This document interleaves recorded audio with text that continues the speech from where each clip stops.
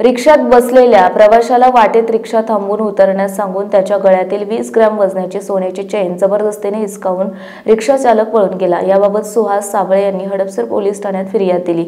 ही घटना हडपसरमधील गाडीतळ येथे घडली। याबाबत पोलिसांनी दिलेल्या माहितीनुसार फिर्यादी साबळे हे खासगी चालक म्हणून नोकरी करतात। ते रविवारी बबन लोहार या मित्राकडे गेले होते। त्यांनी हडपसरमधील गोंधळीनगर येथील रोहित वाईन समोरून रात्री 11:30 वाजता घरी जाण्यासाठी रिक्षा केली। ते रिक्षात बसले तेव्हा त्यांच्या गळ्यात सोन्याची चेन होती। रिक्षा चालकाने त्यांना बोलता बोलता गळ्यातील चेन सोन्याची आहे का अशी विचारणा केली, तेव्हा त्यांनी चेन सोन्याची असल्याचे सांगितले। रिक्षा हडपसरमधील गाडीतळ येथे आल्यावर त्यांनी रिक्षा थांबवून त्यांना उतरण्यास सांगितले। त्यावेळी ते रिक्षातून उतरत असताना त्यांच्या गळ्यातील 1,17,000 रुपयांची सोन्याची चेन हिसकावून घेतली। त्याने रिक्षा जोरात चालवत तो निघून गेला। या प्रकाराने घाबरल्याने तेथून दुसऱ्या रिक्षाने ते घरी गेले। त्यानंतर सोमवारी हडपसर पोलीस ठाण्यात येऊन फिर्याद दिली आहे। पोलीस हवालदार योगिता टिळेकर तपास करतायत।